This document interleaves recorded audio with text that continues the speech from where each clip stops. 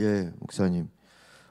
오늘 우리 10월 달 창의적 평신도 아카데미는 한국교회사에서 평화를 배운다. 1919년 3.1운동 성찰이라고 하는 그런 제목과 부제를 가지고 우리 장신대에서 교회사를 가르치셨고 지금도 가르치시는 임희국 교수님. 몇 년 전에 매달 한 번씩 뵀는데 잊어버리셨어요? 나오실 때 큰 박수로 환영해 주시고 강의를 듣겠습니다.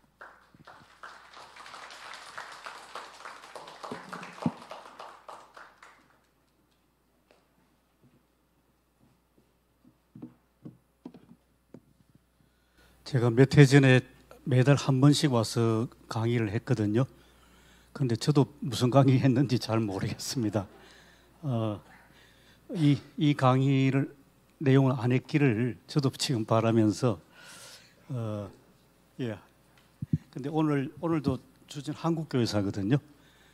근데 평화라는 주제가 저한테 주어져 가지고 그래서 평화라면 3.1 운동을 좀 소개해야 되겠다 생각해서 이제 이 3.1 운동을 통해서 한국교회에 있었던 그 평화 운동 그걸 좀 소개하려고 합니다. 어떻습니까? 지금 코로나19 상황을 우리가 어렵게 지나왔고, 그리고 지난번에 하셨던 한국일 교수님 강의 제목을 보니까 회복이란 단어가 제 눈에 띄었습니다. 거의 대다수 교회가 회복, 코로나19 상황을 어렵게 지났고 이제는 그 이전으로 우리가 회복했으면 좋겠다, 이제 그런 희망을 다 갖고 있는 것 같습니다. 그런데 생각은 과연 그럴까? 그렇게 될 수 있을까 하는 생각을 갖고 있지 않습니까? 제 주제가 역사이기 때문에 곧 들어가야 됩니다만 우리가 먼저 생각해 볼 것은 코로나19 상황을 지나는 동안에 세상이 너무 많이 달라졌습니다. 그죠? 그래서 대면, 비대면만 생각해도 코로나19 이전에는 우리가 모이기를 힘썼고 또 당연히 대면으로 열심히 모이고 많이 모이고 자주 모이고 그랬는데 비대면 상황을 지나면서 유튜브 예배라든지 줌 모임이 이전에 익숙해졌지 않습니까? 그래서 공간이 우리에게는 이미 최소한 2개, 대면 공간, 비대면 공간 2개의 공간을 동시에 지금 우리가 갖고 살아가고 있지 않습니까? 그래서 우리도 모르는 사이에 엄청나게 변화를 경험하는데 회복이 뭘까? 우리가 생각해 볼 만한 주제 같습니다. 그래서 오늘 제 주제로 들어가면 한국교회는 회복하면 탁 터오르는 게 우리가 그간에 한 4, 50년 동안 성장을 계속 거듭해 왔지 않습니까? 그래서 우리가 회복하면 다시 성장의 부흥 뭐 그렇게 얼른 떠오를 텐데 이제는 다 경험하시는 대로 그 시대는 아닌 것 같습니다. 이미 뭐 우리 사회가 초고령 사회, 거기다 또 반대로 저출산 이 때문에 교회도 여기에 예외는 아니지 않겠습니까? 이제 그 시대를 지금 살아가게 되는데 그래서 전에처럼 양적 성장 시대는 이제 기대하기 어렵게 됐습니다. 이제 그런 점에서 뭘 회복해야 될까? 이제 그걸 우리가 함께 고민해야 할 시대가 됐고요. 그래서 오늘 주제로 들어가면 이제 회복했을 때 양적 성장 또 양적 성장과 맞물린 부흥 이게 아니라 주제가 평화 아닙니까? 우리 한국 교회 역사에서 뭐 평화를 추구하던 때가 있었던가? 어떻게 보면 이제까지 성장이라는 데 굉장히 익숙하신 분들은 오히려 이 평화는 좀 낯선, 성경에는 굉장히 많은 평화가 자주 나오는데 오히려 교회에 오면 오히려 이 평화라는 주제는 우리가 그렇게 자주 이 평화라는 단어를 떠올리지 않고 또 내용도 잘 모르는 이제 그런 거라고 생각합니다. 이제 그렇게 시작하면서 우리 장로교회 역사 속에서 가장 이 평화를 위해서 정말 진지하고도 열심히 싸웠다 할까요? 투쟁한 역사를 좀 소개해 드리는데, 우선 제가 생소하실까 봐 이 3.1 운동 사진을 좀 몇 장 들고 왔습니다. 얼른 좀 보겠습니다. 예, 사진 좀 부탁드리겠습니다. 예. 이게 우리 교단 장로교 총회 회의록입니다. 1919년 당시가 제8회 총회였습니다. 근데 그 회의록에 기록된 것을 이렇게 큰 글씨로 붙여놨거든요. 큰 글씨로 그대로 옮겨놨습니다. 경성 서울입니다. 서대문 감옥에 수감입니다. 수감된 전 총회장 김선두 목사, 또 정경석이 함태영 씨, 함태영 나중에는 목사님이 됐습니다. 그리고 길선주 목사에게 총회가 편지로 위문하기로 동의 가결하다. 회의록에 굉장히 중요한 걸 남기지 않겠습니까? 그런데 감옥에 갇혔습니다. 왜 갇혔을까? 3.1 운동 혹은 3.1 독립만세 시위에 가담하든지 아니면 앞선 분들이 이렇게 교회 지도자인데 지금 서울 서대문 감옥에 갇혀 있는 그 형편이고, 그것을 그대로 회의록에 기록했습니다. 자, 그러면 장로교회가 얼마만큼 3.1 운동에 참여했을까? 그 질문을 놔두시고 그 다음 보겠습니다. 예, 개요만 말씀드리면 19년 3월 1일부터 약 2달 동안 만세 시위가 국내외에 일어났습니다. 전국 1542회, 이게 일반 역사입니다. 1542회, 인구는 그 당시 우리나라 1600만 명인데 3.1 운동에 가담한 사람 수는 약 한 200만 됩니다. 그 다음에 사진을 좀 빨리 보시겠습니다. 그 다음, 예, 태화관입니다. 우리가 잘 아는 민족 대표라고 일컫는 33분이 이 태화관에 모여가지고 회의해서 독립선언서에 이렇게 자기 이름을 적었습니다. 그 다음 보시겠습니다. 이게 독립선언서입니다. 오늘 여기에 대해서 좀 설명해 드리려고 합니다. 서울의 독립선언서. 그 다음 보시겠습니다. 우리나라의 그 당시 국민 정서는 3.1 운동이 일어난 이유가 여러 가지인데, 일반 사람들은 뭐 독립선언서니 뭐니 잘 모릅니다. 알려지지 않았습니다. 또 글 모르는 사람이 그때는 뭐 약 한 80~90% 정도는 글을 몰랐습니다. 그런데 모든 사람들에게 이 3.1 운동에 불을 지핀 것은 다름 아니고 황제였던 고종, 이 세상 떠났습니다. 그런데 소문에 따르면 고종 황제가 독살당했다. 근데 재미있는, 요새 최근에 들은데요. 독살은 독살인데 그 당시에 고종 황제가 커피를 아주 잘 마시셨답니다. 그래서 즐겨 마시는 커피에 독을 탄 것이 아닌가, 그런 이야기도 요즘 있습니다. 실제로 뭔지는 잘 모르겠습니다만은 고종이 독살당했다는 소문이 파다하게 들리니까 적어도 나라의 아버지라고 그때 존경하는 일반 백성들에게는 충격이고, 이게 3.1 운동에 불을 확 지펴버렸습니다. 예, 그 다음 사진 보시면 상복을 입은 순종 왕, 아들이죠. 고종의 아들입니다. 그 다음에 이제 서울 독립만세 시위를 보시면 대중적으로 확산되는 사진 몇 점 보시겠습니다. 예, 독립만세 시위 군중 광화문. 또 그 다음 보시면 이제 광화문에서 동대문. 지금의 동대문 모습 그대로죠. 사람인들이 그 위에 올라가서 만세 시위하고, 그 다음에 미국 영사관. 지금 덕수궁 옆에 영사관 있지 않습니까? 그대로 지나갑니다. 요거는 좀 설명해 드려야 되겠습니다. 잠깐 말씀드리면 3.1 운동의 출발은, 조금 전에 제가 군중들이 불을 지핀 것은 고종 황제라고 말씀드렸는데, 실제로 그 진원지는 중국 상해입니다. 상해에 그 당시에 그 우리나라 유명한 갑자기 이름 생각 안 나네요. 그 미국에 유학 다녀온 세문안교회 장로 출신 갑자기 생각납니다.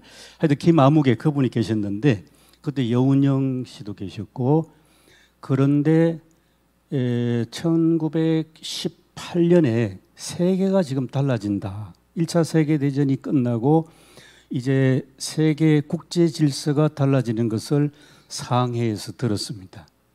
듣고 때는 왔구나. 우리나라가 일제 식민지에서 이제는 외교를 통해서 나라 독립을 이루어야 되겠다. 김규식입니다. 영어를 잘하셨거든요. 그래서 파리에서 지금 평화회의 혹은 강화회의가 열린다니까 내가 파리로 가야 되겠다. 근데 가기로 하고 생각을 해보니까 자기가 무슨 자격으로 가느냐 하는 거죠. 나라도 잃어버린 그런 망국의 국민일 따름인데, 그래가지고 그게 상해에 한인교회가 있었습니다. 한인교회에 그때 마침 전도사를 우리 정치가로 잘 아는 여운형 씨가 전도사님으로 계셨습니다. 그래서 그분을 주축으로 해서 자, 그러면 내가 적어도 명함은 들고 와야 되지 않겠냐. 그 명함에다가 신한청년당이라는 정당을 만들어가지고, 그래서 신한청년당의 외교 책임 맡은 사람으로 명함을 가져갑니다.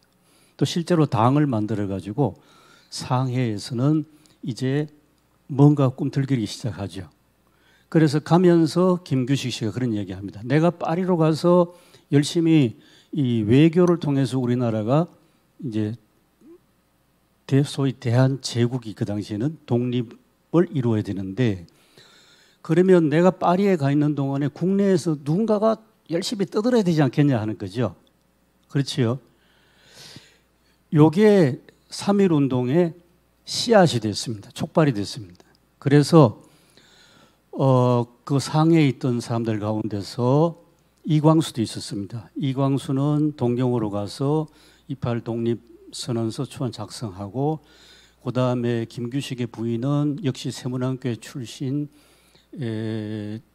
김순애였습니다. 그분이 우리나라에 들어와서 광주, 대구를 돌면서 3.1 만세, 독립만세 시위를 준비를 하고, 또 선우희 씨는 선우 하여튼 이름 금방 생각나는데, 그분은 평안도로 가가지고 이성훈이라든지 길선주 목사인지 사람들을 만납니다. 이렇게 해서 우리나라의 이 3.1 운동의 준비가 본격적으로 시작이 되는 과정이 됩니다. 다시 돌아와서요. 그럼 왜 미국 영사관이냐? 짐작하시겠습니까? 시위대가 미국 영사관 앞에 지나가야 되죠. 그래야 미국 영사관이 보고 독립을 위해서 시위하는구나. 그러고 본국에도 막 보고하고 타전하고 하지 않겠습니까? 그래서 해외용입니다. 이게 상당 부분 이 서울에서 시위하는 것들이. 그래서 이 미국 영사관 앞에 지나가는 게 대단히 그런 맥락에서 중요했습니다. 그 다음에 사진 또 보겠습니다. 특별히 3.1 운동 때는 엄청나게 희생당한 사람들이 여성들입니다. 그 당시 정신 여학교, 그 다음에 이화 여학교, 그 시위 그 당시 장면입니다. 그 다음 보시겠습니다. 이동 경로는 조금 전에 말씀드린 겁니다. 3월 1일 종로에서 출발해가지고 진고개로, 또 한 팀은 종로에서 총독부 이런 가고, 두 번째 시위는 3월 5일 남대문 시장에서 보신각, 또 남대문에서 보신각, 이렇게 기록에 보면 3월 1일, 3월 5일 그렇게 시위했고요. 그 다음에 우리에게 중요한 것은 굉장히 중요한 자료가 있습니다. 그 다음 보시죠. 3.1 운동 독립만세 시위는 철저하게 비폭력입니다. 철저하게 비폭력, 어떤 경우도 폭력을 쓰면 안 되고 평화적으로 해야 된다.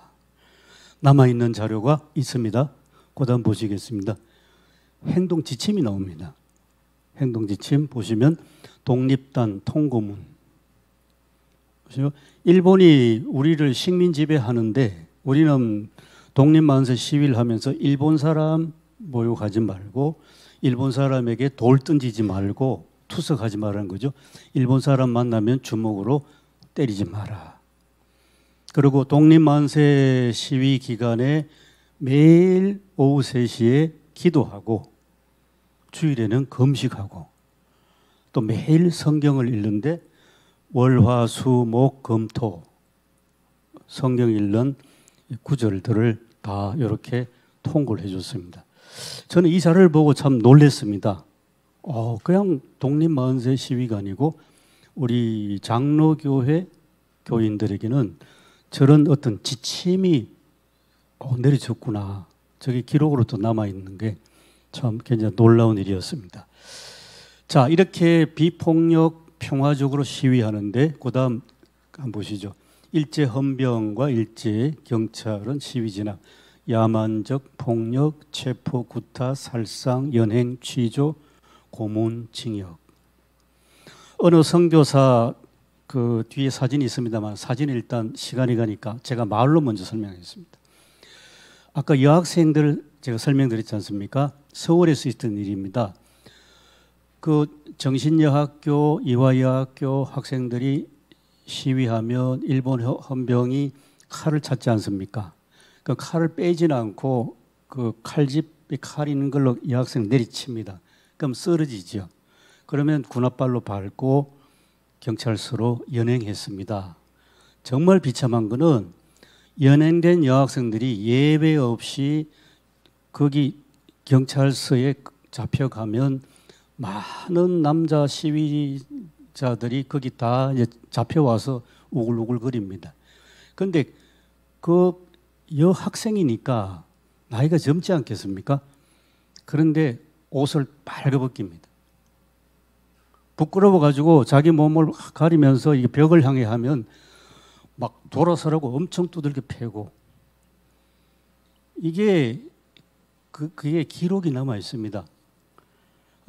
선교사 중에 소알론 선교사가 남겨놓은 그 자료들 그게 우리말로 한 2, 3년 전에 번역이 되어 있습니다. 그런 자료들을 보면 굉장히 많은 여성들이 시위에 가담했다가 정말 처참한 일을 당하는 그겁니다. 그러니까 얼마나 참 만행이었습니까?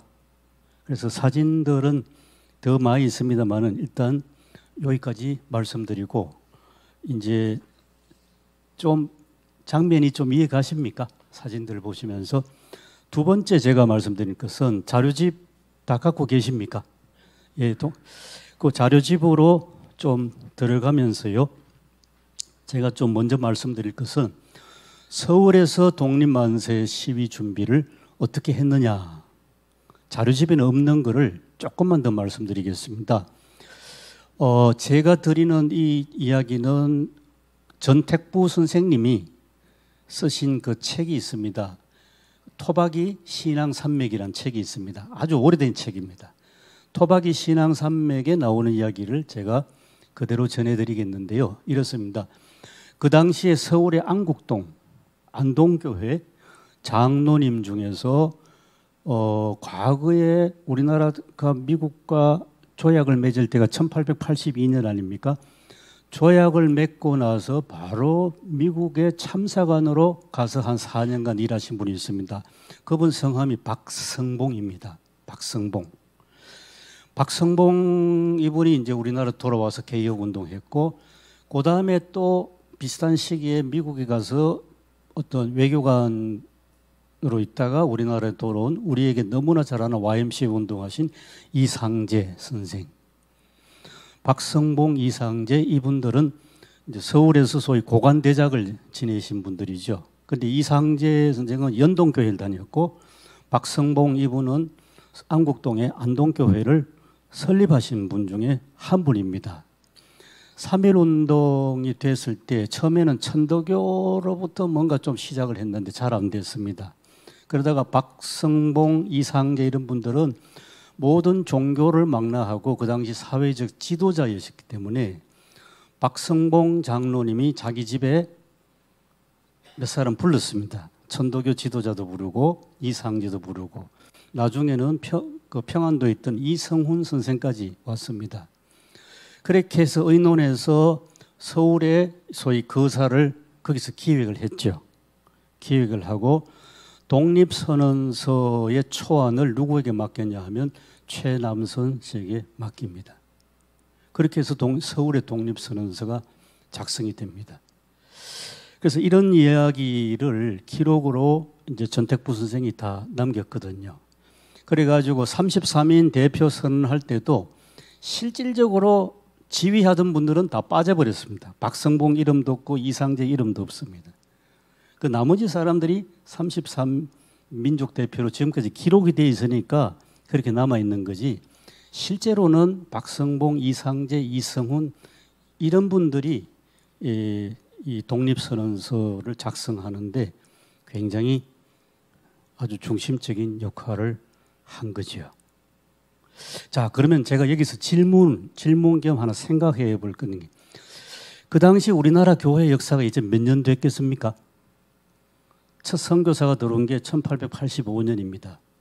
우리나라 정부의 비자를 발급받고 들어온 첫 번째 선교사가 85년 4월 부활절이었습니다. 그러면 95년, 2005년, 2015년, 그 다음 19년이니까 불과 30년밖에 더 됐습니다. 자, 그런데 한 세대가 지나갔는데 신앙의 범주를 생각해 볼 수 있습니다. 여기에서. 어떻습니까? 이 어떤 민족이 식민 지배 상황에서 이 신앙의 범주가 아이고 예수 믿고 천국 가자. 지금 뭐 세상은 고달프지만은 뭐 우리가 죽으면 천국 간다. 이거는 결코 아니었습니다. 말씀드린 것처럼 박성봉 장로 이분은 사실은 조선 왕조 시대의 외척, 임금의 외가 되는 그 정도 집안이었습니다. 그러니까 굉장한 집안 아니겠습니까?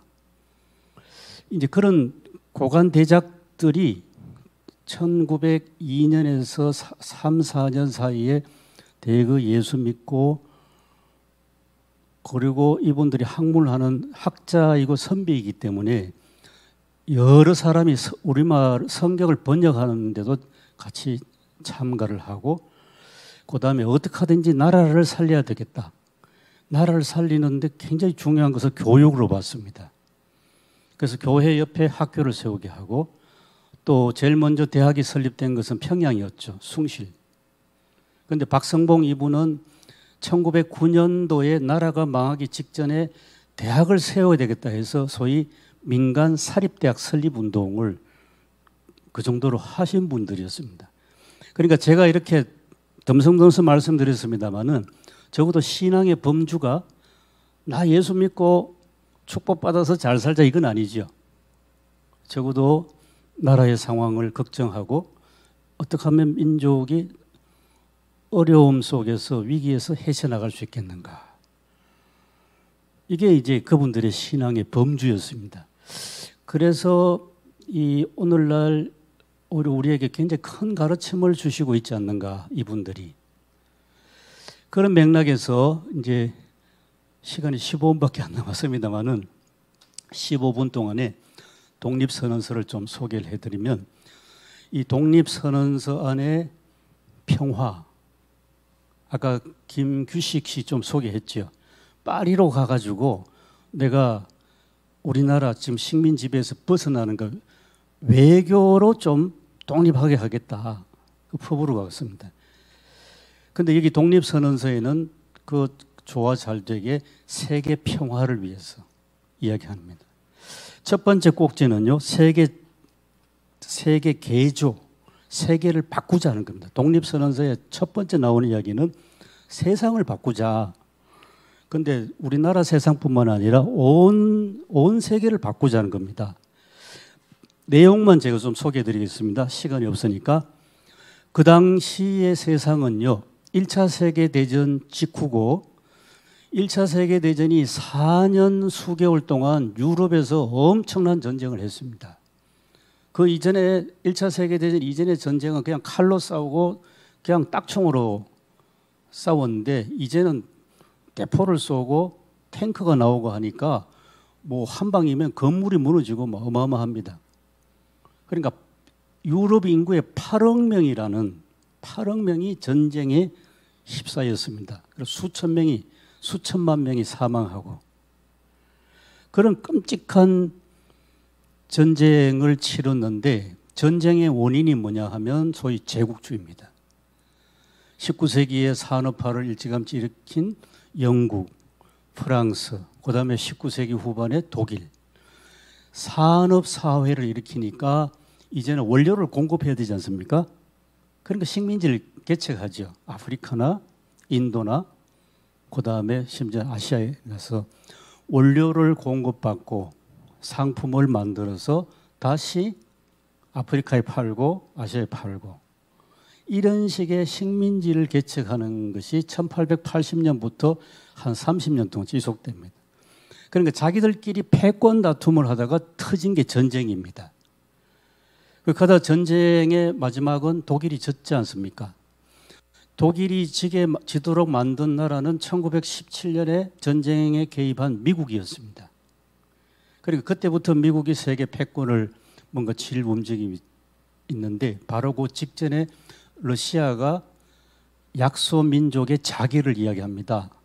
그런데 제가 여기 원고는 안 썼습니다만 제일 중요한 것은 19세기 그 당시에 헝가리가 유럽 중부에서 패권을 쥐고 있었습니다. 그리고 약소 민족의 자기라는 것은 헝가리에게 지배받는 요즘 루마니아나 슬로베니아나 이런 작은 나라들을 그 민족들을 독립시켜주자는 겁니다. 이해하시겠죠? 그러니까 헝가리 제국은 산산조각이 나버렸습니다. 그때. 그거였는데 우리는 이제 영향받기를 약소 민족이 이런 스스로 자결하자. 이제 그렇게 나간 거죠. 그러면서 이 유럽을 중심으로 보니까 세계가 지금 변화되고 있으니 우리도 일본의 식민 지배에서 이제는 노임나고 우리 민족이 스스로 우리를 이제 자결하는 그러니까 자치적인 독립적인 그런 민족이 돼야 되겠다는 것이 첫 번째입니다. 이게 세계 개조. 세계가 바뀌면서 약한 민족도 이제는 스스로 독립을 쟁취하고 자치적인 가야 된다. 이게 첫 번째고요. 그 다음에 두 번째는 정의 인도 민족 자결인데 제 원고는 네 번째 쪽인데요. 정의 인도에 기초한 민족. 두 번째 독립선서에 중요한 것은 이건 뭐냐면 우리나라가 망하기 직전에 소위 학교에서 다 배우셨죠. 그 뭡니까? 진화론, 다윈의 진화론. 다윈의 진화론을 19세기 말에는 이 생물학적 진화론을 사회적으로 가져와 가지고 그 힘센 놈은 계속 잘 되고 힘 약한 사람은 결국 도태될 수밖에 없다. 그런 논리를 가져옵니다. 그래가지고 이게 중국에도 소개되고 우리나라 사람 중에서 육일중 같은 사람도 미국 유학 가가지고 사회 진화론을 배웁니다. 그래서 우리나라가 망하기 전에 뭐 특별히 러일 전쟁 1904년이라든지 이럴 때는 막 위기감 속에서 우리도 빨리 힘을 길러야 됩니다. 힘이 없으면 도태됩니다. 그래가지고 힘을 기르는 게 뭐냐 하면 아까 말씀드린 것처럼 교육이었습니다. 다음 세대를 빨리 우리가 교육시켜서 부강한 나라를 만듭시다.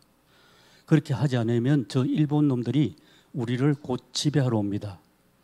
그렇게 해서 이 나가는 그 사회 이론이 뭐냐면 사회 진화론입니다. 힘센 강자가 살아남고 약자는 망한다. 그런데요, 이게 와장창 무너지는 게 언제 무너지는가 하면 1910년 나라가 망하지 않습니까? 나라가 망하니까 왜 망했을까 생각하니까 힘이 약하니까 망하지. 이렇게 됩니다. 그러니까 힘이 약하니까 도태될 수밖에 없지 않는가. 그래서 사회 진화론이 위기 상황일 때는 빨리빨리 우리가 힘을 기릅시다. 막 그래가지고 막 힘을 기르기를 엄청 열심히 노력을 했는데 정작 망하니까 이게 망할 수밖에 없는 그런 거구나. 이렇게 보면 패배의식 속에 들어가게 만듭니다.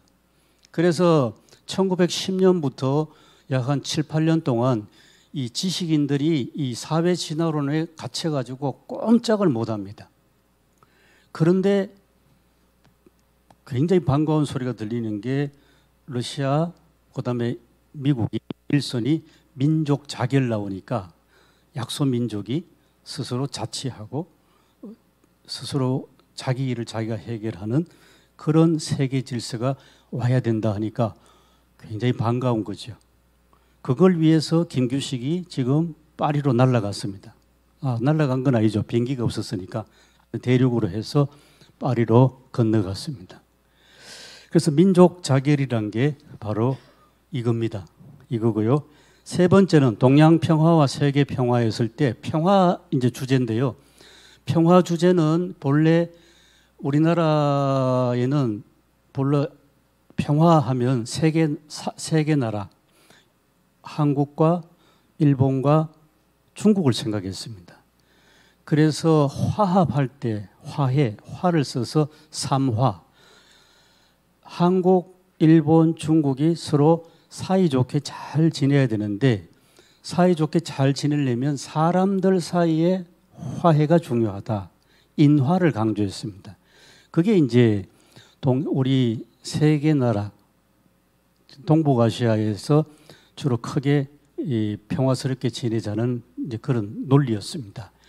그런데 이걸 누가 깼습니까? 결국은 19세기 말에 일본이 자기들은 아시아에서 빨리 벗어나가지고 구라파 속으로 들어가기를 원했습니다. 소위 탈라 입구 해가지고. 그래서 서양 뺏기게 하죠. 서양을 열심히 뺏겨서 학문도 뺏기고 모든 것을 번역해내고 하는 그런 작업을 하면서 소위 명치유신을 하지 않습니까? 명치유신을 하면서 뭘 닮아가겠습니까? 지금 제국주의 노선을 걷는 서양을 닮아가기 시작했습니다. 그러다 보니까 일본이 이 판을 깬 겁니다. 우리 세 개 나라 중에서는 19세기 말 상황에서 일본이 이제 깼다는 거죠. 동양 평화를 깼습니다. 그리고 우리나라의 그 지식인들 사이에서 19세기 말에 이 평화로는 참 재미있는 게 있습니다. 옛날 시골에 가마솥 아십니까? 가마솥의 솥발이 몇 개인지 아십니까? 저도 배웠습니다. 3개라고 합니다. 그래서 가마솥 솥발이 3개인데 3개 중에 하나가 부러뜨려지면 솥이 어떻게 되겠습니까? 무너지죠. 요게 우리나라 사람들 지식인들이 갖고 있던 평화론이었습니다. 뭐냐면 한국과 일본과 중국이 각각 가마솥의 3발처럼 각각이 이게 딱 이제 건강하게 또 강하게 제대로 서야 동양의 평화가 이 가마솥처럼 이렇게 유지되는데, 근데 뭐 하나 그때 우리나라가 식민 지배 당하면 부러지지 않습니까? 그러니까 우리나라가 망해버렸으니까 우리가 망한 것은 곧 일본도 곧 망할 거고 중국도 망한다는 겁니다. 이게. 그래서 제가 여기 적어놓은 게 정족 안녕. 정족은 가마솥 발입니다. 가마솥의 발 3개가 온전하게 각각이 잘 이렇게 서 있어야 이 한국, 일본, 중국의 평화가 잘 유지되는데 그만 한국이 패망해버렸으니까 이 균형이 깨졌던 겁니다. 나라마다 세력 균형이 깨졌습니다. 깨진 것은 누가 깨뜨렸습니까? 우리 스스로가 무너진 게 아니라 일본이 우리를 지배해가지고 깨졌다는 겁니다. 그래서 이 독립선언서 3번째는 동양평화, 세계평화 다 이야기했는데 그 중에서 중요한 것은 지금 가마솥의 솥발 중에 하나인 한국이 넘어져가지고 지금 엎어졌는데 이게 바로 세워야 된다. 그렇지 않으면 일본도 결국 망할 수밖에 없고 중국도 망할 수밖에 없지 않냐 하는 이 논리를 지금 독립선언서에 집어넣었습니다. 이게 이제 독립선언서에 나타난 요 3가지입니다. 세계를 바꿔야 된다. 세계가 변화된다. 그다음에 우리 민족이 자결해야 된다. 세 번째가 중요한 것은 평화였습니다. 그래서 우리 3.1 운동 하면요, 보통 보면 우리 어떤 식민 지배 받는 우리 민족이 독립해야 됩니다. 민족 독립에 굉장히 많이 초점 가 있어요. 그런데 다시 이 독립선언서를 중심으로 가만히 살펴보면 굉장히 중요한 주제는 평화입니다. 평화이고, 또 처음 말씀드린 것처럼 이 모든 어떤 독립선언서를 초안은 최남선 씨에게 맡겼지만은 뒤에서 다 일일이 이걸 검토하고 한 사람은 우리 교회의 박성봉, 이상재, 이성훈, 이 세 분들입니다. 그분들의 어떤 세계를 바라보는, 국제 정세를 바라보는 이 안목, 그리고 또 평화에 대한 이야기, 이런 것들이 한학자 출신들 아니겠습니까? 한학자이면서도 기독교 우리 교회의 장로교회의 장로이시고 아주 중요한 분들이어서, 그래서 이 독립선언서에 나타난 이것들이 여러 가지를 함유하고 있는데, 이제 이 평화가 굉장히 중요한 사상으로 떠오른다는 것을 말씀드렸습니다. 한 2, 3분 남았는데요. 그 다음에 제가 마지막에 쓴 것은 구약 성경 이사야서에 나타난 그 이사야서에서 우리가 보는 그 본문 말씀이 이 3.1 운동 독립만세 선언서의 어떤 내용들과 굉장히 서로 상통한다 하는 것을 이제 제가 이제 생각을 해가지고 같이 좀 적어놨습니다. 저는 자료집이 없기 때문에 끝에서 세 번째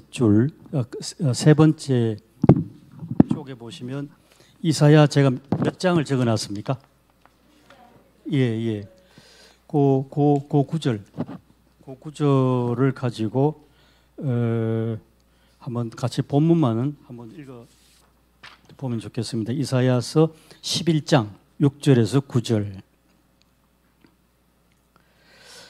제가 본문 읽어보겠습니다. 그때에 이리가 어린 양과 함께 살며 표범이 어린 염소와 함께 누우며 송아지와 어린 사자와 살진 짐승이 함께 있어 어린아이에게 끌리며 암소와 곰이 함께 먹으며 그것들의 새끼가 함께 엎드리며 사자가 소처럼 풀을 먹을 것이며 젖 먹는 아이가 독사의 구멍에서 장난치며 젖된 어린아이가 독사의 굴에 손을 넣을 것이라. 내 거룩한 산 모든 곳에서 해됨도 없고 상함도 없을 것이니 이는 물이 바다를 덮음같이 여호와를 아는 지식이 세상에 충만할 것임이라. 그래서 마지막 그 다음에 9쪽을 제가 쭉 한번 그냥 읽어보겠습니다. 평화, 이사야서에 나타난 평화를 제가 이렇게 좀 한번 살펴봤습니다. 그때에 즉 창조주 하나님이 모든 피조물의 주님으로 오시는 그날에는 소위 약육강식의, 그러니까 진화론적인 약육강식의 먹이사슬이 해체되고 육식동물이 채식으로 만족하게 될 것입니다. 그때는 이제까지와 전혀 다른 세계가 시작되는데, 이제까지는 이리가 양을 잡아먹고 표범이 염소를 사냥하고 사자가 송아지를 노리는 아주 위험한 세상이었는데, 임박한 장래의 그때에는 사나운 육식 짐승과 연약한 초식 짐승이 더불어 사는 위험한 세상이 아니라 이제는 안전한 세상이 오게 될 것입니다. 또 사자가 소처럼 풀을 먹는 체질적 변화가 올 것입니다. 여기서 떠나는 평화는 위험한 세상이 안전한 세상으로 변화되는 현실입니다. 또한 어린아이가 독사와 더불어 화평케 지냄으로써 하나님이 뱀에게 내린 저주가 해소되고, 또 뱀과 여인의 후손인 인류가 서로 원수가 된 관계도 해소될 것입니다. 여기에 임하는 평화는 인류의 시조인 아담이 지은 죄를 씻음으로써, 그러니까 죄 용서를 통해서 실현됩니다. 아담의 죄는 뭐냐 하면 사람이 아담이 하나님처럼 되려는 경계 이탈, 그렇게 해석을 많이 합니다. 경계 이탈.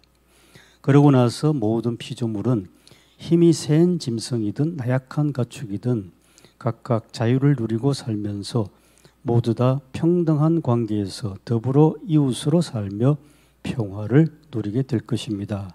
그 평화는 내 하나님의 거룩한 산에서 이루어지고 또 그 평화의 세상에서는 여호와를 아는 지식으로 충만할 것입니다. 그 지식은 하나님의 공의가 세상에서 정의로 실현되게 할 것입니다. 이상의 이사야서 본문 말씀은 우리 사람으로 하여금 살아가는 방식을 바꾸게 합니다. 이제까지 우리 사람의 생존 방식은 다른 피조물을 희생시켜서 나의 발전을 도모했고 또 이웃 나라를 정복해서 나의 번영을 추구했습니다. 제국주의 봤습니다. 더 나아가서 인간은 다른 생명체를 밟고 죽여야 자신이 생존하고 발전하고 번영한다고 생각해 왔습니다. 근세시대 이래로 과학과 기술의 발전이 정복의 도구로 사용되고 이를 바탕으로 지난 세기에는 힘센 제국들이 약소국을 식민지로 지배했습니다. 지금도 역시 그 형태만 달라졌을 뿐이지 지배 욕망은 여전합니다. 이러한 생존 방식은 전적으로 인간의 자기중심 또 반생명적입니다. 이러한 인간에게 이사야서 본문 말씀은 회개와 변화를 촉구합니다. 그것은 인간과 인간의 관계가 또 인간과 모든 피조물의 관계가 정의를 바탕으로 각각 자기에게 주어진 자유를 누리고 수평적인 평등 속에서 평화의 세계를 추구하라는 말씀으로 그렇게 이해됩니다. 시간이 다 돼가지고 저는 여기까지 하고 나머지는 이제 집에 가셔서 읽어보시면 감사하겠습니다. 저는 여기까지 하겠습니다.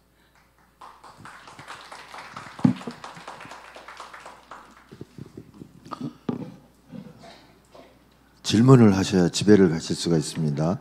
우리 질문하실 거가 준비되신 분들 손을 들어주시면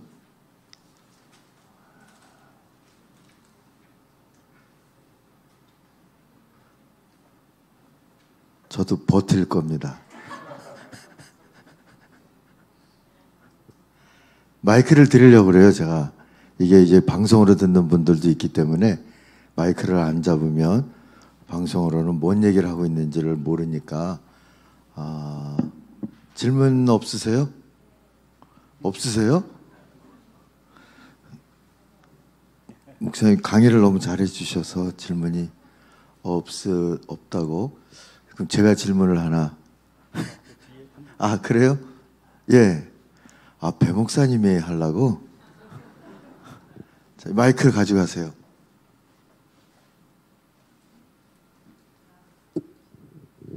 여기서 할까요?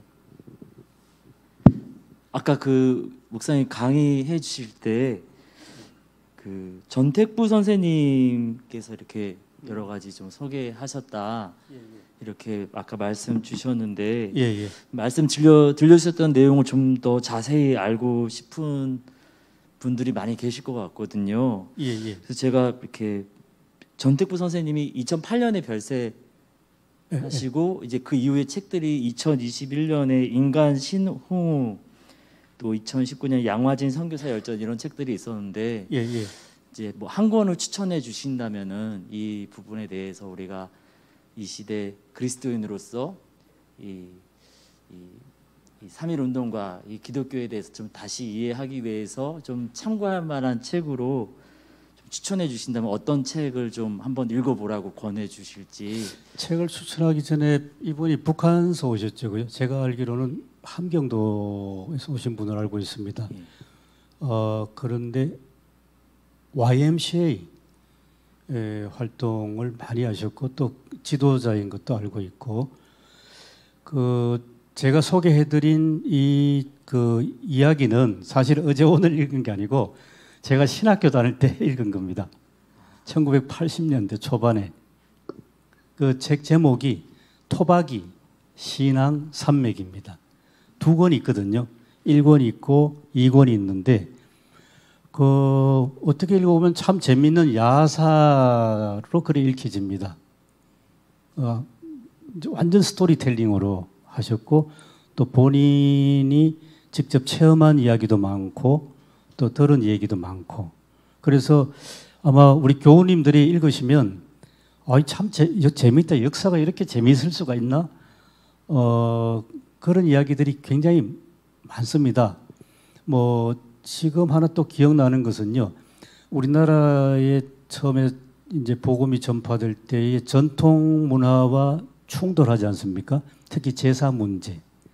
그래가지고 제사 문제도 이제 쭉 언급하면서 1920년으로 기억하는데 그때 경상도 안동에서 종갓집 종부 그러니까 맏며느리가 이제 맏며느리 책임이 조상 제사 아니겠습니까? 그런데 그 남편이 예수 믿고는 제사를 걷어치웠답니다. 제사 안 지내겠다고. 그러니까 제사 책임은 며느리한테 있는데 남편은 안 하겠다고 말은 남편이 하고. 그래서 괴로워하다가 그 며느리가 자기 집 뒷동산에 올라가서 목매어 자살을 했답니다. 이게 사회 문제가 됐습니다. 어떡할 거냐. 그때 이제 동아일보 사설에 이상재 선생이 이제 글을 쓰셨는데 이제 제사 문제를 부모에게 효도하는 문제로 쫙 풀어내신 그런 이야기까지 이 전택부 선생이 소상하게 다 재밌게 잘 적으셨습니다. 그래서 역사를 그냥 우리가 딱딱한 어떤 이론서라든지 그런 걸로 보면 참 지루하기도 하고 재미없는 그런 책이 되지 않겠습니까? 그런데 이분은 굉장히 생생하게 아주 정말 재미있게 쓰셨는데 그 읽어보면 조금 전에 제가 오늘 해드린 대로 3.1운동의 뒷배경사 뭐 이런 것도 있고 굉장히 재미있는 이야기가 많습니다. 근데 너무 오래된 책이라서 새 책은 없을 것 같은데요. 또 다른 질문, 신장로님. 네. 신석구 감리교 목사님. 맞습니다. 예. 그 신석구 목사님에 대해서 혹시 좀 아시는 게 있으시면은 죄송합니다. 잘 모릅니다. 제가 잘 모르고 신석구에 대한 책을 그 감리교 이덕주 교수님이 쓰셨죠. 두꺼운 책으로 쓰셨는데 그 책은 제가 알고 있습니다. 그런데 신석구 목사님에 대해서는 잘 모릅니다. 저희 교회 장로님께서 추천을 해주셔갖고 그 책을 읽어봤는데 하여튼 되게 그 훌륭하신 목사님이셨거든요. 분명할 겁니다. 뭐 이제 교수님 불손한 얘기지만 한번 그 신석구 목사님 나중에 그 강의하실 때 같이 좀 강의 좀 해주셨으면 하는 게 좀 제가 신시라서 그랬습니다. 죄송합니다. 신시라서 제가 공부하겠습니다. 꼭 좀 부탁드리겠습니다. 상당히 훌륭하신 목사님이셨습니다. 진짜 조용히 이덕주 교수님이 굉장히 두꺼운 책을 쓰셨습니다. 한번 읽어보겠습니다. 제가. 우리 올해 교단에서 나온 우리 신학의 뿌리에 대한 책이 여러 목사님들이 함께 집필해서 썼는데 여러분 다 받으신 책 중에 지난번에 권사님들 때는 제가 읽어보라고만 그랬는데 엊그저께 우리 집사님들 같이 공부할 때는 우리 선교사들의 언더드와 마펫의 그 신학에 대해서 같이 공부하는 우리 교단 신학의 뿌리다 이렇게 생각을 하고 하는데 거기 보면 19년도에 총회장이 그 8회 총회장이 마펫인데 그 평양의 장대원 교회에서 3,000명이 모이는 그 독립선언서 낭독이 있었는데 그 말씀하신 파고다 공원에서는 2시에 모이려고 그랬다가 늦어서 3시고 장대원 교회에서는 1시에 모여서 그 독립선언서를 낭독하고 그 자리에 마펫도 있었고 마펫의 제자들이 거기 있어서 우리 장로교가 이 3.1운동이라고 하는 우리 민족이 가지고 있는 어떤 이 평화 사상이나 아니면 기독교가 가지고 있는 이 복음의 사회 참여 부분이나 이런 것에 뿌리가 되어 있는 부분이라고 제가 강의를 했거든요. 근데 그 1시, 3시 그게 정설인지 그게 인정이 되고 있는 얘기인지, 근데 왜 우리는 파고다 얘기만 자꾸 하고 장대현교 얘기는 안 하고 있는지 그걸 좀 얘기해 주실 수 있는지요. 예. 장대현 교회의 중요성을 좀 이렇게 좀 말씀드릴 수 있는 것 같습니다. 예, 그 당시 그 상황보다도 오히려 그 후에 무슨 말이냐면 목사님 말씀하신 것처럼 이 서울에서 독립선언서뿐만 아니라 다른 지역에서도 여러 곳에 독립선언서를 낭독했습니다. 그리고 서울의 독립선언서와 다른 지역의 독립선언서가 동일하진 않습니다. 지역마다 좀 차이가 있거든요. 그런데 무슨 일이 있었냐 하면 1919년 3.1 운동 때에 평양에서도 이 독립선언서 그리고 뭐 여러 중고등학교를 중심으로 해서 이 독립만세 시위가 있었고 또 체포도 되고, 선교사 중에서는 모우리 선교사가 이 우리나라 독립만세 시위를 위해서 평양에서 열심히 도와주다가 선교사로서는 유일하게 체포가 됐습니다. 그리고 법정까지 갔습니다. 이게 문제가 돼가지고 미국 의회에서 막 난리가 났습니다. 빨리 풀어주라고. 그 정도로 이 평양에서도 굉장히 어떤 심각하게 또 중요하게 독립만 시위가 진행됐는데요. 제가 말씀드린 것은 싶은 것은 그 후대에 1945년 우리 8.15 광복이 됐지 않습니까? 8.15 광복이 되고 이제 몇 달 지나는 동안에 이거부터 말씀드려야 되겠네요. 8.15 광복이 됐을 때에 그래도 평양 그 상황에서 모임을 갖는 조직은 교회밖에 없었습니다. 그리고 장로님 죄송합니다. 감리교와 장로교의 교세가 감리교가 2라면 장로교는 8이었습니다. 어쨌든 평양에서는 이 장로교회하고 굉장히 친화력이 있었던가 봐요. 그러니까 이제 8.15 광복이 됐을 때의 교회 지도자들이 뭐 목사님들, 장로님들, 예를 들어서 신의주 같으면 한경진 목사, 이유필 장로, 이런 분들이 그 사회의 지도력을 갖고 있었기 때문에 이제 과도기 상황에서 이제 지도력을 발휘한 거죠. 그러니까 치안 유지를 했습니다. 그리고 8월 중순에 이제 김일성과 이제 그 인솔 받은 수하들이 왔거든요. 근데 그때 사람들이 김일성 그분의 부모를 알고 있어요. 아버지 김형직이죠. 아버지는 숭실대학 다녔고 또 남한에 와서 의과대학도 좀 다녔습니다. 어머니는 이름이 반석, 베드로 아닙니까? 신반석. 그러니까 기독교 집안인 것을 다 평양 사람들은 기억하고 있어가지고 오니까 굉장히 두 손 들고 환영했습니다. 그리고 평양에 굉장히 유력한 장로님 집에서 김일성 장군이 왔다고 막 대대적인 잔치를 벌입니다. 처음에는 그랬습니다.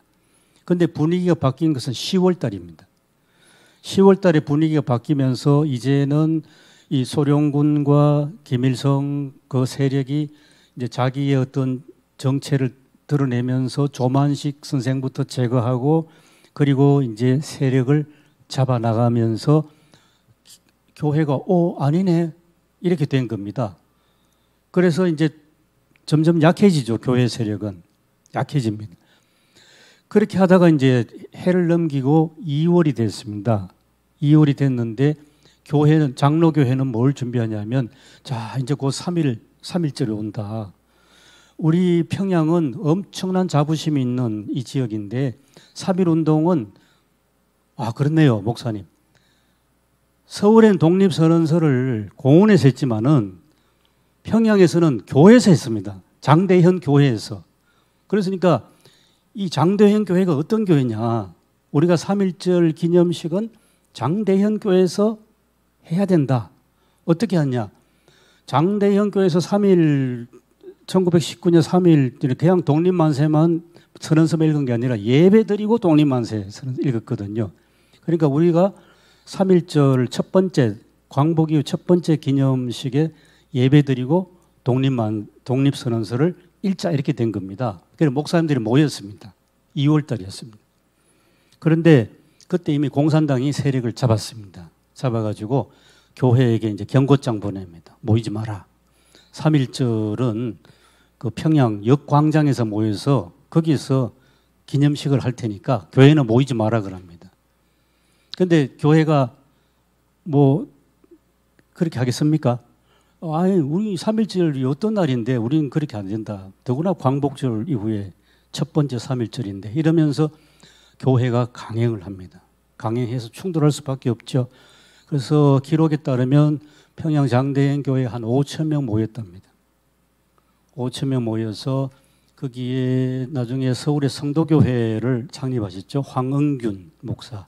이런 분들이 단위에 올라가서 막 이제 순서하고 뭐 이러는데 이 공산당 세력들이 교회 쳐들어와 가지고 막 사람 드러내고 막 그런 엄청난 사건이 있었습니다. 그러니까 교인들이 한 5천 명 모였으니까 그 길로 이제 거리 행진 나가서 막 한 번 더 시위를 했답니다. 이게 1946년 3.1절 평양 3.1절의 풍경이었습니다. 그만큼 이 평양의 1919년 3.1절의 중요한 것은 장대현 교회 예배 드리고 나서 독립선언서 낭독 그리고 시위 이게 참 중요했습니다. 그때 신학교도 평양에 있었으니까 신학교 학생들도 참여하고 그중에 4사람이 감옥에 갇히고 또 여러 학생들이 체포돼 가지고 엉덩이 맞는 걸 뭐라 합니까? 태장이라 합니까? 이게 뭐 30대 맞고 걷지도 못하고 몇 달 동안 고생하는 그런 신학생들도 있었습니다. 하여튼 여기까지 말씀드리겠습니다. 자, 저까지 3명을 채웠으니까 아무쪼록 여러분 역사를 잇는 민족은 망한다는 이야기들이 있는데요. 우리 오늘의 신앙이 그냥 어느 날 은혜 받아서 갑자기 내 것이 된 것이 아니라 다 뿌리가 있는 거고 또 우리가 하고 있는 이야기들이 전부 다 이 이야기를 하기 위해서 목숨을 걸었던 사람들의 이야기도 있고 멀리 타국으로 와가지고 선교를 하겠다고 하면서 와서 시작한 그 일로부터 됐다는 것을 우리들이 좀 기억할 필요가 있을 것 같고요.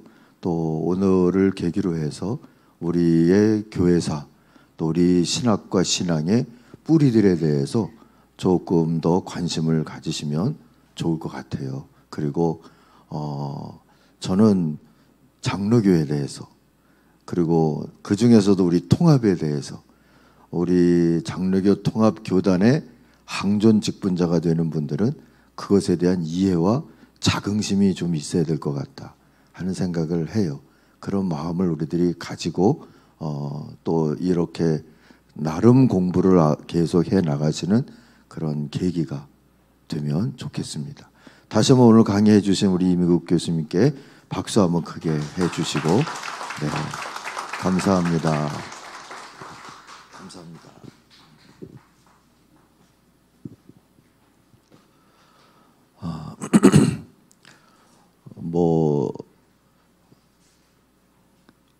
이 시간 말고도 여러분 이제 참석해야 되는 시간들이 있으시고 그리고 또 해야 할 그런 읽기 과제들도 있고 한데 잘 읽으시고 참여해 주시고 또 매일 말씀 읽고 묵상 나누시는 일들도 해 주시고 사실 이제 우리가 소그룹들을 섬기고 교구들을 섬기고 하게 되면 그렇게 이제 해야 할 다른 분들하고 같이 해야 될 일들을 연습하는 일들이기도 하니까 그런 참여와 또 성경을 읽고 함께 나누고 또 서로 위해서 기도하시고 하는 일들을 더 열심히 해주시면 좋겠습니다. 제가 한번 기도하고 마치겠습니다. 하나님 감사합니다. 하나님의 은혜로 저희들이 이렇게 귀한 교회에 또 하나님이 교회를 위해서 항존직으로 세운 집사와 권사 직분을 저희들에게 또 맡겨주시니 하나님 감사합니다. 제대로 감당하고 싶어서 저희들이 준비하는 시간을 갖고 있습니다. 하나님께서 은혜를 베풀어 주시고 잘 준비되도록 축복하여 주시옵소서. 이끌어 주시고 또 동행하시며 집에 귀가하는 걸음도 평강 속에 보호하여 주옵소서. 예수님의 이름으로 기도하옵나이다. 아멘. 감사합니다. 수고하셨습니다. 우리 가시면서 저 출석 확인 혹시 안 하신 분들은 꼭 표를 해 주시고 가시기를 바랍니다.